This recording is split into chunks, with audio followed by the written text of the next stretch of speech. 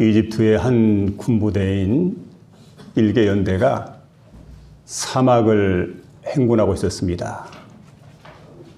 근데 장기간 전투를 치렀기 때문에 몹시 지칠 대로 지쳐있는 그러한 그 병사들인데 사막을 행군하다 보니까 물이 없습니다. 타는 듯한 목마름으로 해서 갈증을 느끼고 있는데 한 젊은 군사가 소리를 쳤습니다. 저기 호수가 있다고. 그래 많은 군사들이 그것을 바라보니까 넘실거리는 푸른 물결이 자신들 앞에 펼쳐져 있습니다. 얼마나 신이 났을까요? 병사들이 허겁지겁 달려가는데 그 광경을 지켜보고 있던 한 노병사가 자세히 보더니 이렇게 얘기를 하게 됩니다. 아닙니다. 아닙니다. 저것은 호수가 아니라 신기루입니다. 여러분, 그곳으로 만일에 가게 되면 우리 모두는 다 죽게 됩니다. 그러니까 신기루 쪽으로 가지 말고 반대 방향으로 가야 우리에게 살 길이 열립니다. 근데 모든 병사들은 노병의 말을 듣는 것보다는 젊은 병사의 말을 듣고 모두가 다 같이 신기루가 있는 곳으로 달려갑니다. 근데 그들은 사막 깊숙한 곳에 들어갔지만 물 한 방울 얻지 못하게 되고 모두가 다 목말라 죽게 되었다는 얘기입니다. 여러분, 우리의 인생길 가다 보면은 많은 고난이 있습니다. 고난 가운데 신기루를 찾는 사람인데 이런 사람들은 절망할 수밖에 없고 좌절할 수밖에 없고 낙심할 수밖에 없다는 사실이죠. 요즘도 많은 사람들이 얘기를 합니다. 여기에 희망이 있다. 저기에 희망이 있다. 여기에 길이 있다. 저기에 길이 있다. 이렇게 하면 된다. 저렇게 하면 된다. 말들 참 많습니다. 그런데 우리가 그 말을 들을 때에 누구의 말을 들어야 될 것인가? 그리고 어떤 길로 가야 될 것인가? 바로 우리가 선택을 해야 됩니다. 선택을 잘못하게 되면 우리 인생은 망조가 되고 마는 겁니다. 내가 어떤 선택을 하느냐? 특별히 하나님 말씀을 새겨 듣는 것은 너무 중요한 일입니다. 그런 거로 이 계시의 말씀, 또 그뿐만 아니라 구약에 보게 되면 하나님의 명령과 법도와 규례를 지키는 자, 이렇게 말씀해 주고 있습니다.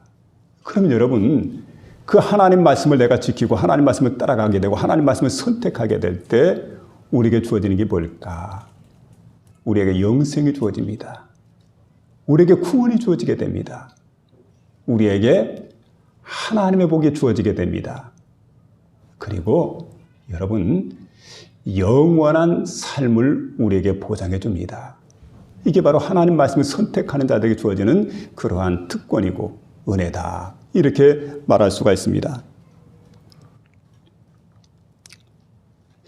자, 오늘 본문의 말씀 보면 시편 84편은 시편 가운데 시편이 있죠. 그래서 진주의 시다. 진주 같은 그렇게 아름다운 시라고 이렇게 사람들은 말씀해 주고 있는데 특별히 시편 84편 가운데 보면 성전을 사모하는 시인의 모습이 나타나게 되는데 이스라엘 민족은 성전을 어떻게 생각하느냐? 우리 민족의 중심은 바로 하나님 여호와의 성전이다. 그리고 그 성전은 시온산 위에 세워졌습니다. 해마다 절기가 되게 되면 이스라엘 백성들은 성전에 올라가서 하나님께 예배를 드립니다. 거기에 살 길이 있습니다. 유월절이 있고 오순절이 있고 장막절이 있습니다. 이 세 가지 절기를 그들은 이제 다 맞이할 때마다 항상 사모하는 마음으로 그 절기를 다 기다리게 됩니다. 그래서 여러분 유월절, 오순절, 장막절이라고 하는 그 절기를 항상 사모하는 마음으로 이렇게 손꼽아 기다리다가 절기가 딱 되게 되면 이제 드디어 그 성전을 향해서 올라가게 됩니다. 이걸 가리켜서 순례길이다 이렇게 말할 수가 있는데 동서남북에서 모든 이스라엘 백성들이 예루살렘에 있는 성전을 향해서 모여들게 됩니다. 그리고 성전에 올라가죠. 올라가서 하나님 여호와께 예배를 드리게 됩니다. 여러분, 근데 올라가는 그 마음을 가리켜서 사모하는 마음이라고 그래요. 그냥 올라가지 않고 성전을 향해 올라갈 때 사모하는 마음으로 올라가게 되는데 오늘 본문에 보니까 그렇게 말합니다. 5절에 주께 힘을 얻고 그 마음에 시온에 데려간 자는 복이 있나니. 주께 힘을 얻고 그 마음에 시온의 대로가 있다. 여러분, 시온의 대로라고 하는 것. 자, 이 시온의 대로라고 하는 것은 바로 메실라라고 하는 말인데 쌓아 올리다 이런 뜻이 있습니다. 그래서 여러분, 길 가운데 보게 되면 그 자연적인 길입니다. 그런데 이 길은 자연적으로 다져진 길이 아닙니다. 그럼 어떤 길입니까? 인공적으로 만들어진 길이다 이렇게 말할 수가 있는데, 그 길은 눈에 보이는 길이 아니고 마음속에 있는 사모하는 마음으로 다져진, 사모하는 마음으로 닦여진 그러한 길. 그러니까 여러분, 하나님께 나갈 때 하나님을 사모하는 마음으로 나간다. 이게 바로 시온의 대로의 모습입니다. 오늘 시간 하나님의 전을 좋아해 여러분 찾아 나왔습니다. 어떤 마음으로 나왔습니까? 여기에 즐거움이 있습니까? 기쁨이 있습니까? 그리고 하나님께 나올 때마다 마음이 활짝 열려져서 정말 차원하는 마음이 되어지게 되고 감사하는 마음이 되어지게 되고, 이렇게 하나님께 나올 때마다 은혜가 가득하고 너무 좋고 행복한 그런 마음을 가지고 하나님께 나왔습니까? 아니면 마지못해 이 자리에 나왔습니까? 자, 그래서 오늘 본문의 말씀 보면 마음에 시온의 대로가 있는 자입니다. 그 시온의 대로가 있는 자는 어떤 자일까요? 세 가지 말씀을 듣는 가운데 저와 여러분 마음속에 크신 은혜가 임하게 되는 복된 시간 될 수 있기를 주의 이름으로 부탁을 드립니다. 네. 먼저는 항상 사모한다는 말씀인데 따라합시다. 항상 사모한다. 여러분, 마음에 시온의 대로가 있는 사람들은 항상 사모하는 마음이 있습니다. 사모하는 마음. 그래서 1절에 보니까 만군의 여호와여 주의 장막이 어찌 그리 사랑스러운지요. 주의 장막이라고 할 때 주의 장막은 이제 구약시대 때 보면 성막이죠. 여기에는 하나님의 언약궤가 있습니다. 언약궤가 안치되어 있는 그 성막인데, 달리 말씀드리면 주의 성소 이렇게 말씀드릴 수가 있습니다. 주의 성소가 어찌 그리 아름답고 사랑스러운지요. 그런데 여러분, 그 성소가 아름다운 이유가 어디 있을까요? 성소가 사랑스러운 이유가 어디에 있습니까? 사랑스러운 이유는 그 성소가 아름답게 지어졌기 때문이 아닙니다. 왜 사랑스럽냐면 주의 이름을 두시려고 택하신 장소이기 때문에. 그러니까 지금 시인이 주의 성소가 아름답다고 했던 것은 무슨 얘기냐면 그 성막에 하나님이 계시기 때문에, 하나님 때문에 그 성막이 아름답다. 그 장막이 아름답고 성소가 아름답다. 이렇게 표현해주고 있는 걸 보게 됩니다. 여러분, 이곳에 우리가 하나님께 나왔습니다마는 예배당이 잘 지어져서 아름다운 것이 아니고 이곳에 하나님께서 계시기 때문에 이 전이 아름다운 전이 된 줄로 믿으시기 바랍니다. 네. 너무 이 전을 잘 꾸미려고 할 필요가 없어요. 예배만 드리면 돼요. 근데 정말 중요한 것은 이곳에 하나님이 계셔야 된다는 것. 언제나 하나님이 임재하시고 우리가 드린 예배를 받을 수 있다고 한다면 그것만큼 귀한 일이 세상에 어디에 있겠습니까? 지금 시편 기자가 깨달은 게 바로 그거지요. 그곳에 가면 하나님이 임재하시기 때문에, 그곳에 가면 하나님을 만날 수 있기 때문에 가장 아름다운 곳이다. 그러니까 만군의 여호와여 주의 장막이 어찌 그리 아름답고 사랑스러운지요. 이렇게 이제 노래하고 있는 걸 보게 되는데, 사람들은 이상하게 얘기를 합니다.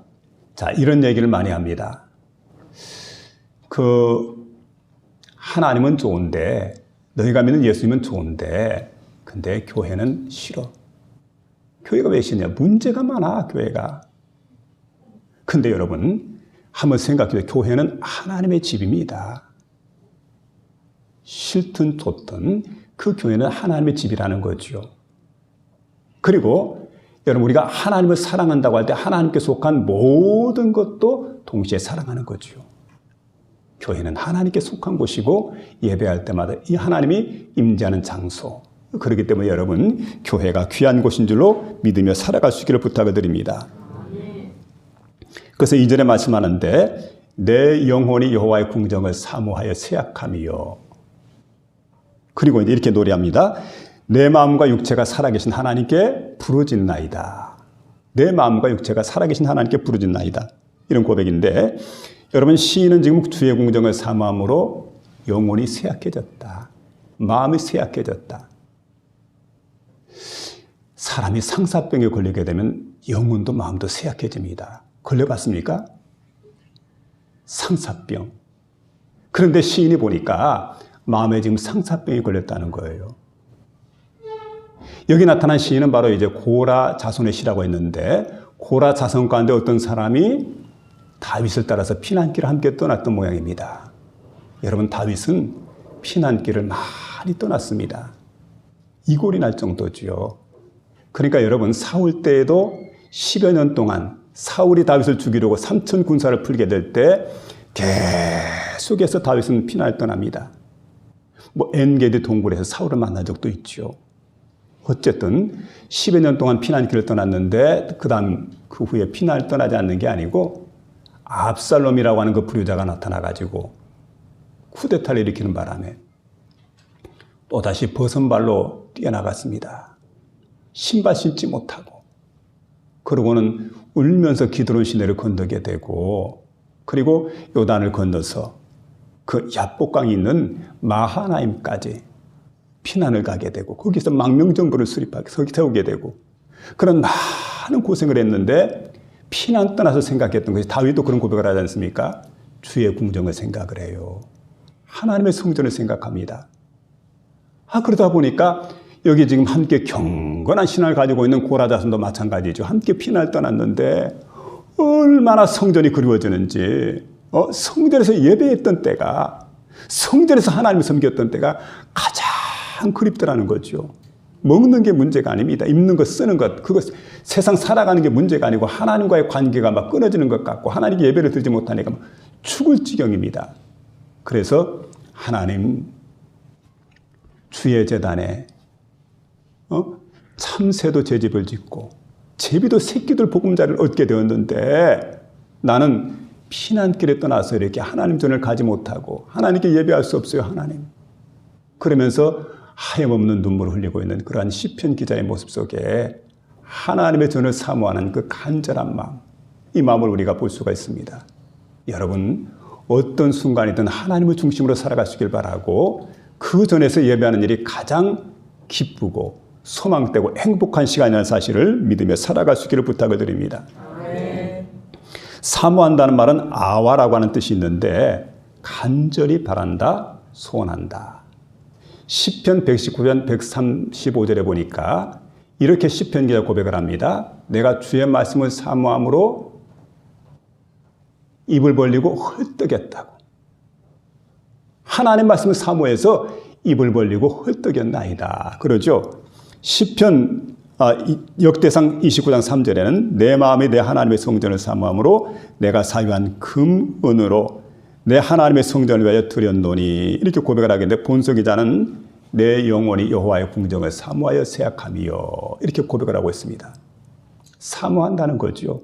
사모해서 마치 상사병에 걸릴 정도로 그렇게 이제 몸이 세약해졌다는 그런 고백을 하고 있습니다. 그러니까 사모한다는 말은 여러분 어떤 대상을 가장 사랑하고 그리워하는 걸 가리켜서 사모한다, 이렇게 말하고 있는데, 그 어떤 대상보다도 하나님을 대상으로 해서 내가 사모하는 마음, 그런 마음을 가지고 살아가는 저와 여러분 되시길 바랍니다. 영국에 에드워드 8세라고 하는 왕이 있습니다. 이분이 아버지가 조지 5세인데 이 조지 5세 아들로 태어났는데 42살이죠. 42살이 될 때까지, 그때까지 독신입니다. 근데 42세 때 왕위에 딱 오르게 되는데 그때가 1936년도입니다. 자, 이때 이제 왕이 오르게 되었는데, 그런데 독신이었지만은 자신의 마음에 드는 한 여인이 생겼습니다. 눈에 드는 한 여인. 근데 그 여인이 바로 심프슨 부인이었는데 국적을 보니까 미국입니다. 거기다가 처녀로 이렇게 쭉 지내온 여인이 아니라 유부녀고, 그 다음에 이혼을 한 경력이 있는 여자가 되어버렸습니다. 지금은 이제 이혼한 상태로 살아가고 있죠. 그러니까 이 여인과 사랑을 하고 결혼하려고 하니까 왕실에서 반대를 합니다. 국회는 국회대로 반대를 하고 국교에서 난리가 났습니다. 안 된다고. 그래서 결혼을 하지 못하고 11달을 보내다가 1936년도 12월 11일이 되었는데 이때 전격 발표를 하게 됩니다. 방송을 통해서. 그때 이제 이분이 했던 얘기가 뭐냐면, 나는 지금 이 나라를 다스리는 왕인데 내조하는 아내 없이는 도저히 왕으로서의 의무를 수행할 수가 없다. 그래서 내게 주어진 왕위를 갖다가 동생, 그러니까 제임스 6세가 내 동생에게 양위를 하겠다. 그리고 그냥 그 왕위를 갖다 양위를 해줍니다. 그리고 일반 평민으로 돌아가는 거죠. 그래서 이제 민족공이 돼가지고 공이란 칭호가 자신에게 붙여지게 되는데, 보세요. 여러분, 사랑하는 사람 때문에 사랑을 선택할 것이냐, 왕위를 선택할 것이냐. 여러분, 왕위가 주어진다고 한다면 뭐 따라오는 게 한두 개겠습니까? 사람이 대령으로 있다가 군대에서 스타, 표를 달게 되면 50가지가 바뀐대요. 그런데 여러분, 왕이 된다고 하면 얼마나 많은 게 바뀌고 얼마나 많은 게 따라오겠어요. 세상이 전부 자기 것인데. 그런데 왕의 자리를 깨끗하게 포기해버립니다. 모든 부귀 영화, 왕으로서 누리게 되는 모든 명성, 뭐 이런 거 다 버리게 되고 오로지 나는 사랑이다. 그런 생각을 했습니다. 사랑하는 사람과 함께 사는 게 왕으로서 모든 부귀 영화를 누리는 것보다 훨씬 더 행복하다. 그리고는 사랑하는 사람을 대신 선택을 해서 세계적인 이제 결혼을 하게 되는, 그 다음에 결혼했어요. 그리고 온 세계가 깜짝 놀라게 되는 이런 일이 나게 되었는데, 여러분, 오늘 시편 기자가 바로 그런 고백을 하는 겁니다. 세상의 그 어떤 부귀 영화, 그 어떤 명예 명성보다 나는 하나님을 사랑하고 나는 하나님을 선택한다. 나는 그 하나님과 함께 하겠다. 그분을 위해서라고 하는 세상의 모든 것들을 나는 포기하겠다. 그러니까 여러분, 이게 진정으로 하나님을 사모하는 사람의 모습인 줄로 믿습니다. 바라기는 우리가 하나님을 사랑합니다, 하나님을 사모합니다 할 때에, 여러분, 바로 에드워드 8세처럼 그 소중한 왕의 직위까지 다 버리고 사랑하는 사람 위해서라고 한다면 기꺼이 내가 희생하겠느냐. 그래서 우리 여러분, 신앙생활이라고 하는 것은 결단이에요. 어떤 선택을 내가 할 것이냐. 하나님이냐 세상이냐, 부귀 영화냐, 아니면 내세의 것, 하나님을 내가 선택할 것이냐. 여러분, 우리 마음속에 다시 한번 귀한 결단이 이루어지는 복된 시간 될 수 있기를 주의 이름으로 부탁을 드립니다. 두 번째는 항상 찬송한다는 말씀을 들려주고 있는데, 나폴레옹이 전 세계를 이렇게 정복하게 될 때, 그때 여러분 외쳤던 말이 이런 얘기입니다. 내 사전에는 불가능이 없다. 내 사전은 불가능이 없다. 그래서 여러분, 그는 그의 사전에 정말 불가능이 없다는 그 정신을 가지고 살았는데 워털로 전투에서 패배를 하게 됩니다. 그리고는 그가 이제 붙들려가지고 세인트 헬레나 섬에 유배를 당합니다. 거기서 이렇게 지내게 될 때 프랑스의 한 기자가 취재하기 위해서 그에게 갔습니다. 그리고 이렇게 묻게 됩니다. 폐하께서 세상에 계실 때 가장 행복했던 순간이 언제입니까? 나폴레옹이 눈을 지그시 감았습니다. 그리고 곰곰이 생각하더니 지난 수십 년 전의 일인데, 그러면서 양쪽 볼에 지금 눈물이 있습니다. 그러면서 계속해서 말을 이어가면서 하는 얘기가, 내가 한참 전쟁을 치르고 치열한 전투를 벌이다가 알프스 이렇게 산맥을 넘었는데, 산맥을 넘어서 한 시골 마을을 이렇게 지나가는데 마침 그때가 주일날 아침인지라 예배당 종소리가 땡그랑 들려오는데, 그 아름다운 종소리에 이끌려가지고 예배당에 들어갔는데, 가서 보니까 예배당 안에 교인들이 모여가지고 하나님께 간절한 마음으로 예배를 드리더라는 거죠. 자신도 철모를 벗어서 옆자리에 두고 경건된 마음으로 예배를 드리는데, 찬양대의 찬양 소리가 들려오면서 신비한 하늘의 은혜가 자신에게 쏟아지는 거예요.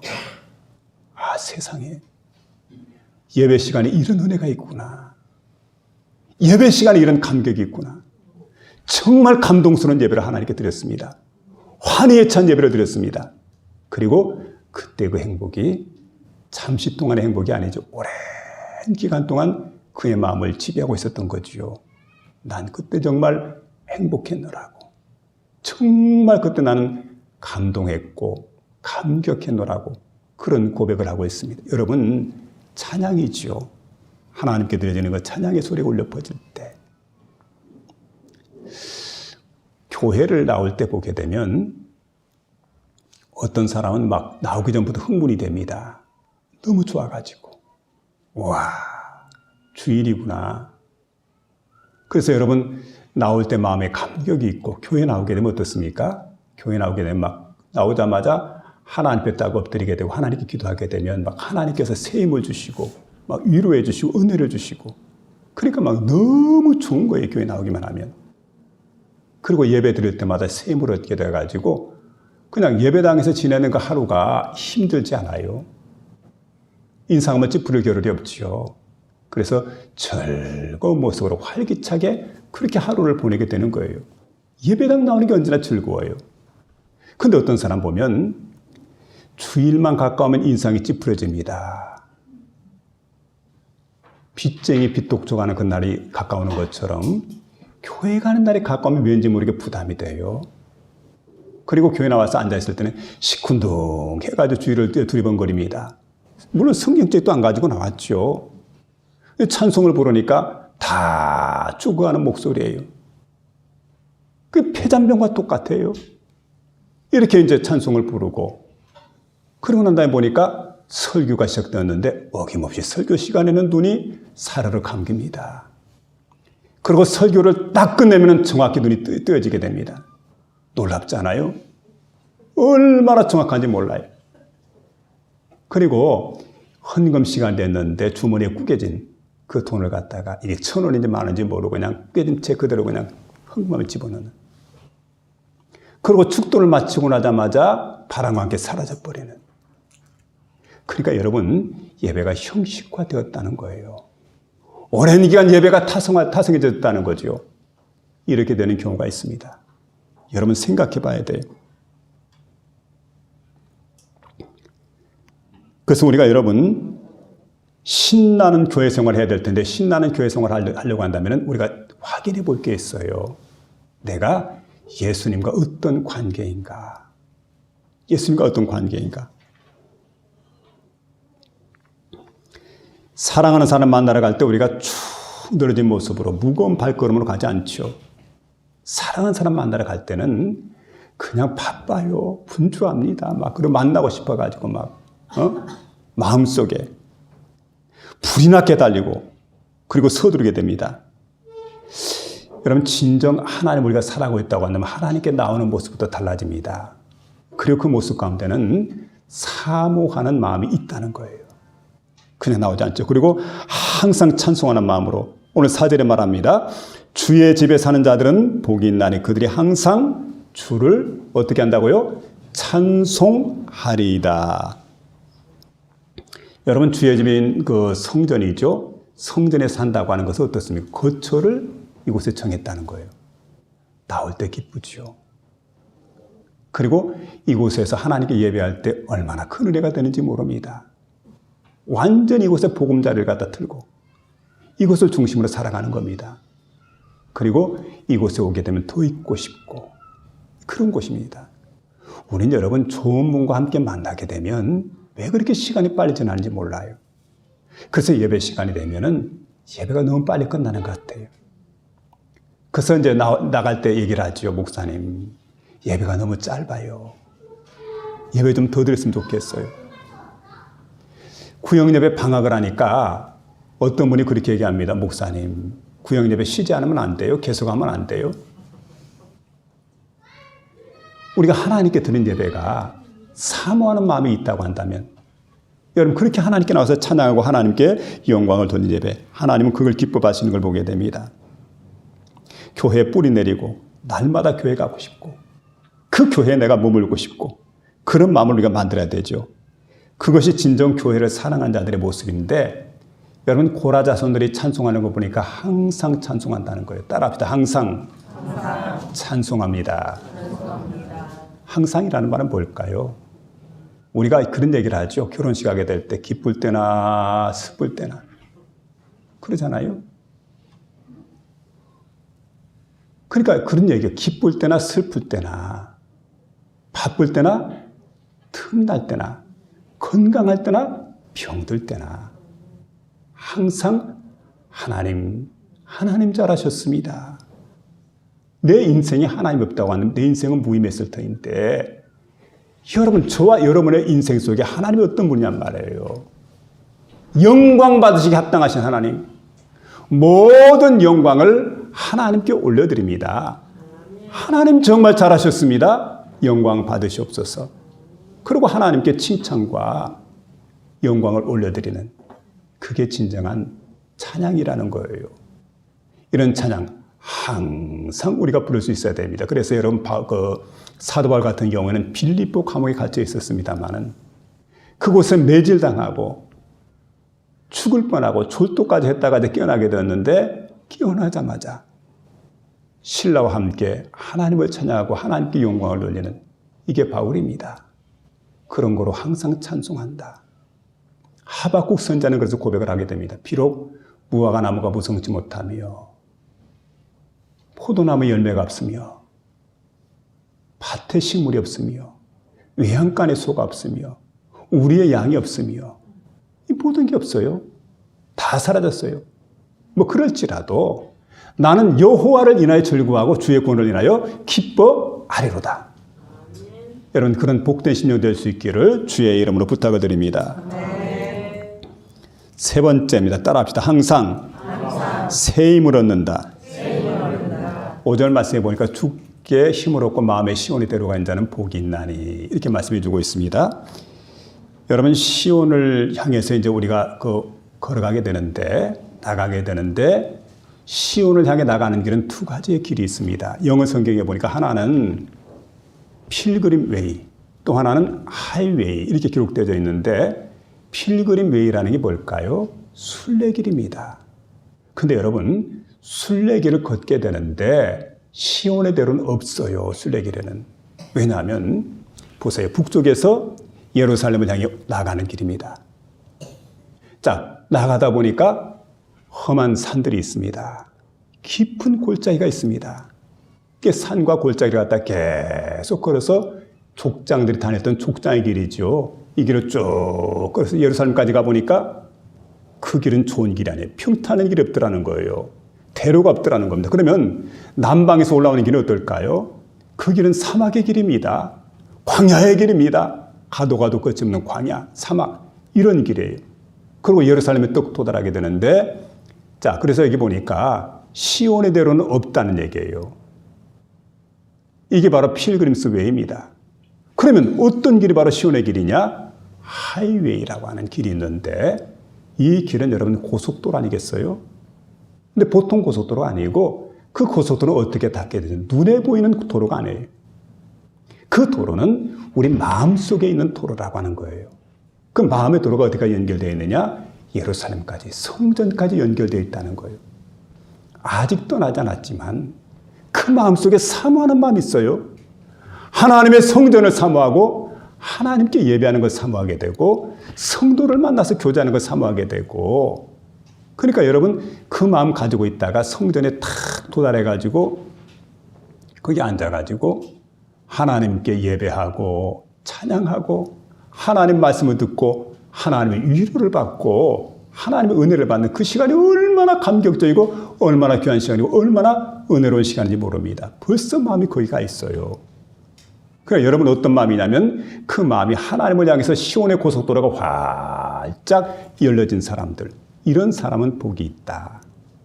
그래서 시온에 데려가니까 고속도로인데, 고속도로 하면 생각나는 게 있습니다. 우리나라에 경부고속도로, 그 전에는 경인고속도로 해가지고 서울에서 인천까지 짧은 고속도로였는데, 다음에는 좀 훨씬 더 긴 고속도로, 서울에서 부산까지입니다. 국토의 대동맥이죠. 여기 보면 여러분, 길이가 416km입니다. 서울을 떠나죠. 옛날 사회과 보도에 나오는 고속도로 해가지고 멋지게 그려져 있는 인터체인지 있는 그런 부분들이 어디냐면은 기흥이라고 하는 곳이죠. 경기도에 있는. 그리고 이제 쭉 내려가서 보면 오산도 나오게 되고 천안도 나오고 대전도, 대구도, 구미도, 그리고 이제 양산, 울산, 부산까지 해가지고 국토의 대동맥이 쫙 이어지게 됩니다. 이걸 이제 했던 때가 언제냐면 1970년대예요. 이때는 아스팔트 도로가 거의 없었을 때입니다. 거의가 비포장도로입니다. 근데 그런 시대에 호랭이 담배 피던 시절이죠. 이때 고속도로 놓겠다니까 사람들이 가만히 있지 않습니다. 막 데모하고 난리가 났어요.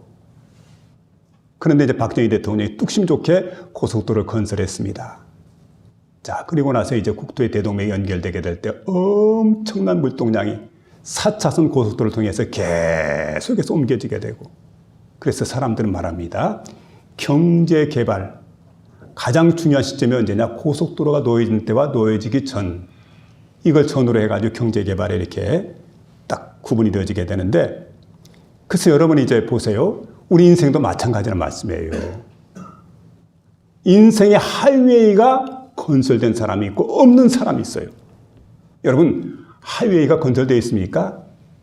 하나님께 나가는 길, 하나님께 예배하는 길, 언제나 내가 하나님을 사모하고 하나님을 사랑하고 하나님께 나가기를 원하고 은혜로 연결된 그 길이에요. 그 길이냔 말이에요. 우리 인생은 복받는 인생이고 복받지 못할 사람이 있는데, 이 길이 있는 사람과 없는 사람으로 구분할 수가 있어요. 잘 되는 사람은 믿고 안 되는 사람인데, 이 길이 있느냐 없느냐에 따라서 천양지차가 나는 걸 보게 됩니다. 그래서 다시 한번 생각해 보시기 바랍니다. 내 마음속에 하나님을 향해 나가는, 사모하는 마음으로 나가는 그러한 시온을 향한 대로가 오늘 이 시간 건설되어지게 되는 복된 심령 다 될 수 있기를 주의 이름으로 부탁을 드립니다. 네. 그래서 이런 사람들에게 주님께 주시는 이 길이 뭐냐면 그 새 힘을 주신다는 거예요. 새 힘을 주신다.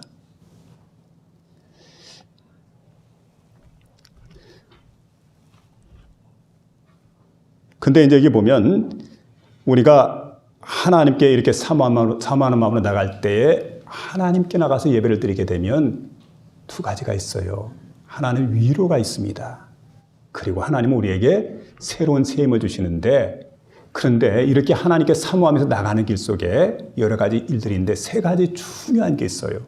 하나는 눈물 골짜기를 통과하게 된다. 그런데 그 다음에는 눈물 골짜기로 끝나는 게 아닙니다. 샘의 곳을 경험하게 돼요. 샘솟는 경험을 하게 된다는 거. 엄청난 은혜죠. 그리고 또 가다 보면은 하나님의 집에서 즐거움과 위로와 새 힘을 얻게 된다는 사실을 믿으며 나가시길 바랍니다. 어떤 분이 이런 고백을 합니다. 20대 후반인데 한 150명쯤 나가는 그런 교회를 섬겼대요. 근데 자신은 이제 막 열심히 써가지고 4가지, 5가지를 맡아가지고 막 주일마다 열심히 막 슈퍼맨처럼 뛰어다니는데, 그래 이제 4년 동안 열심히 섬겼는데 어느 날 그냥 몸살이 나가지고 아침에 이제 일어나가지고 교회를 가려고 생각해 보니까 가는 일이 두렵더라는 거예요.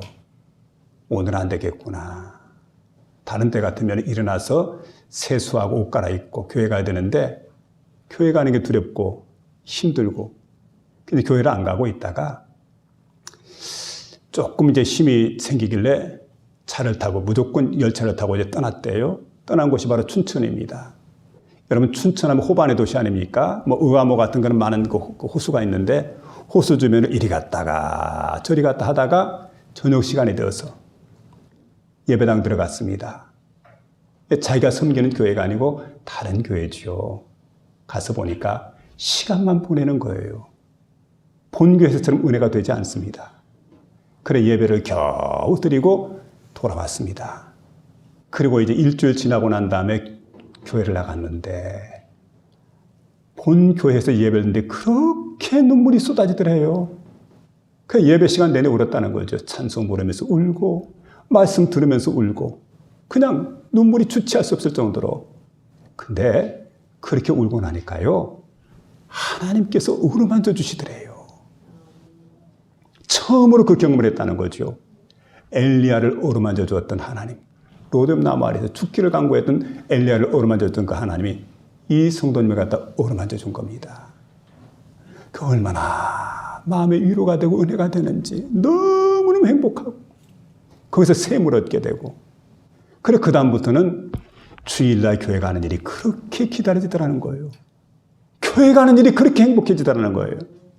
여러분 그런 샘을 얻는 위로를 얻게 되는 하나님의 어루만지어줌을 경험하는 복된 심령 다 될 수 있기를 부탁을 드립니다. 문제가 있을 때 누구를 만나기를 원합니까? 어떻게 해결하기를 원합니까? 술집에 갑니까? 아니면 친구를 만납니까? 아니면 하나님께 나오기를 원합니까? 해답, 술집에 가도 답이 없잖아요. 친구 만나도 답이 없습니다. 여러분, 인생의 해답은 하나님께 나올 때 해답이 있는데 이왕 하나님께 나오는 거 그냥 나오는 게 아니죠. 사모하는 마음. 그 하나님에 대해서 언제나 하이웨이가 활짝 열려져 있어요. 늘 사모하고 감격하고 기뻐하고 감사하고 여러분 그런 마음으로 항상 하나님께 나가서 하나님 예비하신 은혜를 충만하게 받아 누리는 저와 여러분 다 될 수 있기를 주의 이름으로 축원합니다.